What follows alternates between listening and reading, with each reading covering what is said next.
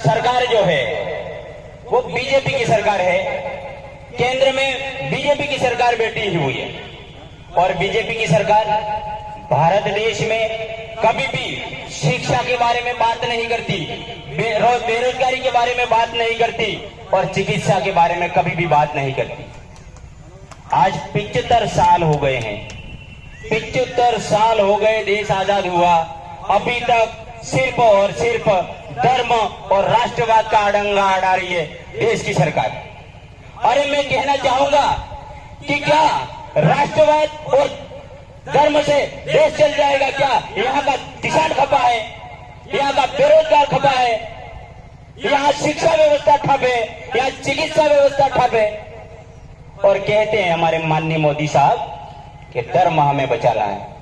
अरे इंसान बचेगा तब जाके धर्म बचेगा, किसान बचेगा तब धर्म बचेगा, राष्ट्र बचेगा, ये हम कहना चाह रहे हैं। आज सिर्फ और सिर्फ वोटों की राजनीति होती है। राज्य सरकार क्या प्लानिंग कर रही है? 5 साल तक तो शांति तक बैठी थी, शांति से बैठी थी और अब माननीय अशोक गहलोत साहब ठेले पकड़ा रहे हैं सबको फ्री वाले, ताकि हमें अधिक से अधिक संख्या में वोट मिल जाए। मतलब कब तक? आप जिंदगी भर तक देने वाले हो क्या? हम कहना चाहते हैं इनसे, यदि देना चाहते हो तो जिंदगी भर के लिए हमें दीजिए। सिर्फ वोटों की राजनीति नहीं होनी चाहिए। इसके बाद महिलाओं को 1 करोड़ 30 लाख महिलाओं को मोबाइल देने का इन्होंने जो वादा किया है, इससे क्या फायदा होगा? सिर्फ और सिर्फ वोटों की राजनीति है। एक बार दे देंगे, 3 महीने का रिचार्ज भी दे देंगे, इसके बाद में 3 महीने बाद चुनाव जीत जाएंगे। जीतने के बाद ऑटोमेटिक ये डुप्लीकेट मोबाइल है बंद हो जाएगा। ये कंपनियों का फायदा कर रहे हैं, व्यापारियों का फायदा गिर रहे हैं, उद्योगपतियों का फायदा कर रहे हैं। ऐसी सरकारें, ऐसे नेता हमको सिर्फ और सिर्फ लूटने का काम कर रहे हैं। आज देखिए अपने क्षेत्र में हमारे जनप्रतिनिधि चुन के जाते हैं। हमारा सिरोही में कार्तिक भील मारा गया, जालौर में जितेंद्र मेघवाल मारा गया, कोई बोलने के लिए तैयार नहीं है। और वहां एक बाई वहां पाकिस्तान से भारत देश में आ जाती है, लगातार 10 दिनों तक चैनलों पे चलाते हैं। हम कहना चाहते हैं भाई, देश में जो हो रहा है इसको क्यों नहीं बताते आप? सिर्फ और सिर्फ दूसरा ड्रामा करके लोगों को घुमाया जा रहा है, गुमराह किया जा रहा है। हमारे मणिपुर में हमारी बहनों पे, बेटियों पे अत्याचार हुआ, हमारे भाइयों को मारा गया। आज दिन तक कोई भी नेता बोलने के लिए तैयार नहीं है, कोई भी मोदी बोलने के लिए तैयार नहीं है, कोई भी गहलोत बोलने के लिए तैयार नहीं है। क्यों नहीं बोलते? तो सिर्फ और सिर्फ इन्होंने समझ रखा है अपन को क्या, एक समय आवे कुकड़ा ने दाना शार ना की दो, मैंने काफी ना गो, ये बड़ी स्थिति है। ये सरकारें सिर्फ और सिर्फ ये चाहती है कि गरीब गरीब रहना चाहिए, दलित दलित रहना चाहिए, पिछड़ा पिछड़ा रहना चाहिए, एससी एससी रहना चाहिए, ये चाहती है। अगर वो चाहते तो मैं बताना चाहूंगा 1 करोड़ 30 लाख महिलाओं को मोबाइल दिया जा रहा है। एक मोबाइल की कीमत 6,800 रुपया है। यदि उसकी गणित की जाए तो 8,840 करोड़ रुपया मोबाइलों के पीछे सरकार वेस्ट कर रही है। और हम मांग रहे हैं शिक्षा। क्या मांग रहे हैं? शिक्षा, उसकी व्यवस्था मांग रहे हैं, स्कूलें मांग रहे हैं, स्कूल के अंदर टेबल कुर्सियां मांग रहे हैं। आज हमारे इलाके में भवन जर्जर है स्कूलों के, उस पर कोई ध्यान देना नहीं चाह रहा है। सिर्फ और सिर्फ वोटों के लिए फेंक देंगे मोबाइल और फिर वोट ले लेंगे। आने वाले समय में कसम खा लो, ऐसे षड्यंत्रकारी लोगों को अपने बीच में या खड़े नहीं रहने देना है, ये प्रण लेना चाहिए अपन को। 75 साल हो गए हमको लूटते लूटते।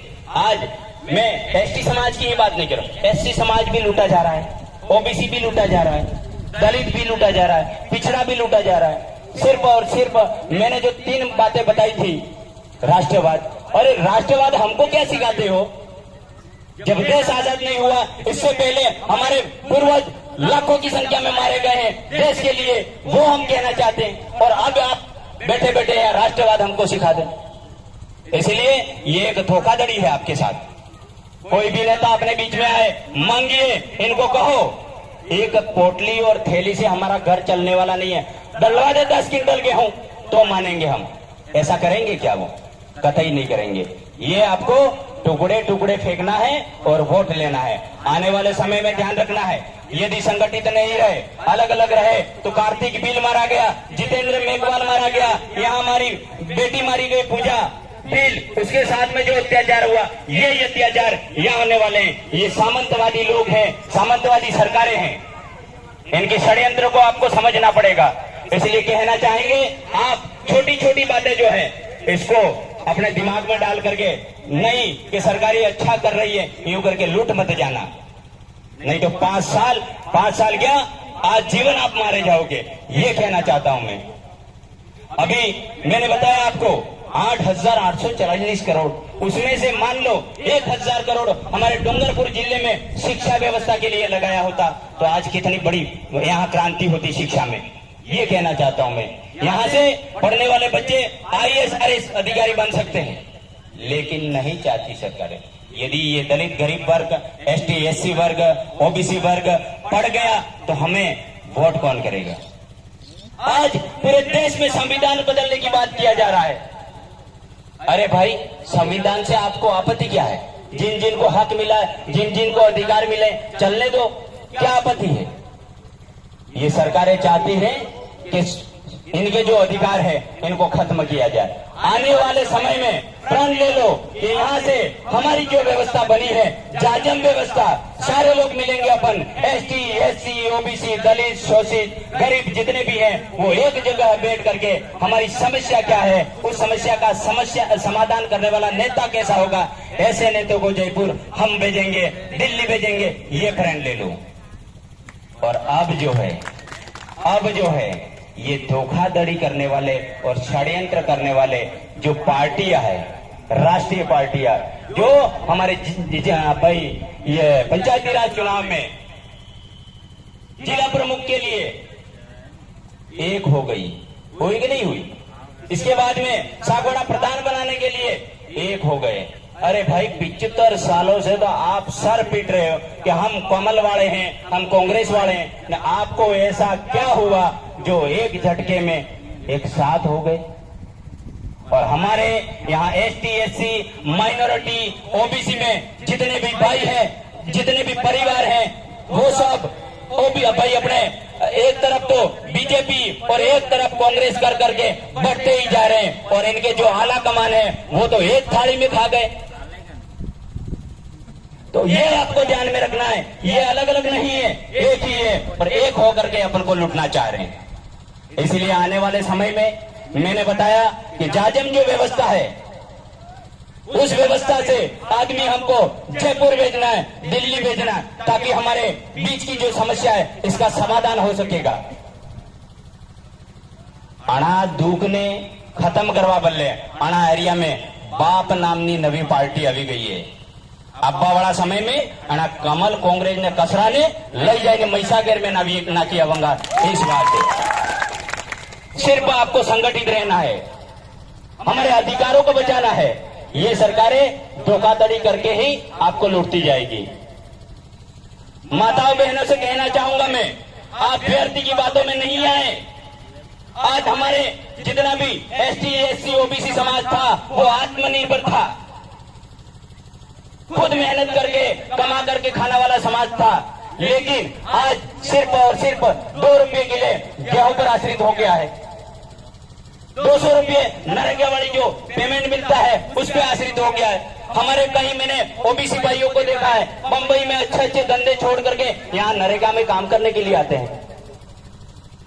हमारे भाई बंबई अहमदाबाद में काम करते हैं और 200 रुपये के लिए पूरा साल भर यहाँ पड़े रहते हैं। सरकार की पॉलिसी है, ये पॉलिसी है कि यहाँ का दलित वर्ग, शोषित वर्ग, ST SC ऐसा मजबूर होना चाहिए कि सिर्फ जीने के लिए भीख मांगे। ये चाहते हैं ये। और हम क्या सोचते, सरकारें हमको दे रही है, दे नहीं रही है, आपको खत्म कर रही है। देखिए 2 रुपये किलो गेहूं दे करके हमारे समाज में, हमारा समाज किसान प्रधान था, खेती प्रधान, खेती करता था। वो खेतियां धीरे धीरे कम होती गई और एक नहीं हो रही। अरे भाई, जिस भाई के घर पे डांडे नहीं है, फाफड़े नहीं है, ऐसे व्यक्ति को तो मेहनत करके खाना चाहिए। वो सिर्फ और सिर्फ वो 2 रुपये किलो गेहूं पर आश्रित है। तो वो धीरे धीरे खत्म हो रहा है कि नहीं हो रहा? आलसी हो गया, मेहनत करना छोड़ दिया और इसने सोच लिया 200 रुपये मेरे को नरेगा में मिल रहे हैं, तो वहां भी वो खत्म हो रहा है। मेहनत करता था वो खत्म हो गया। और सरकारों ने लास्ट क्या किया? चुनावी समय में तो दबा के आपको पिलाने का कोशिश किया, घर घर पोटलियां दारू बांट करके आपको खत्म किया। इस साजिश को समझना होगा आपको। आने वाले समय में सजग नहीं हुआ तो आपका घर और सब लूट लेंगे ये। आज देखिए, मैं एक बात बोलूं आपको, इस विधानसभा में जीतने वाले विधायक कौन हैं? जीतने वाले विधायक कौन है? एमएलए साहब हमारे सामने बैठे हैं। किसने जिताया? यहाँ की जाजम पर बैठी हुई जनता ने जिताया। इनको जिता करके जयपुर भेजा तो हमारी बात कर रहे हैं, हमारी आवाज बनकर वहां खड़े हैं। और ये लोग क्या करते हैं?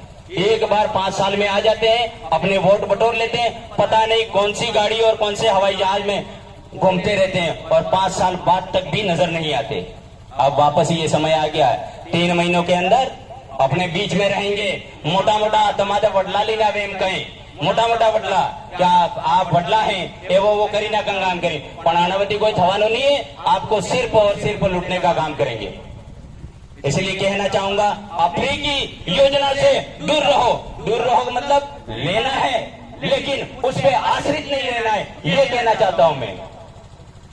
आत्मनिर्भर बनिए, मेहनत करिए, कमाइए और इस फ्री की योजना पर आश्रित नहीं रहना। भाई ऐसी बातें हैं। अपने यहां पंडाल में उपस्थित सभी से कहना चाहूंगा मैं कि प्रत्येक घर से एक शिक्षित व्यक्ति, बड़े स्तर पे उच्च शिक्षा प्राप्त करने वाला व्यक्ति बनना चाहिए। तब जाके हम अपने अधिकारों को बचा सकेंगे और हमारे संविधान को बचाने के लिए आगे आ पाएंगे। अन्यथा ये लोग कागजों में पता नहीं क्या क्या बदलने वाले हैं। मैं रोज के रोज अखबार पढ़ता हूँ, रोज के रोज न्यूज देखता हूँ, एक न एक अधिकार का हनन केंद्र सरकार कर रही है।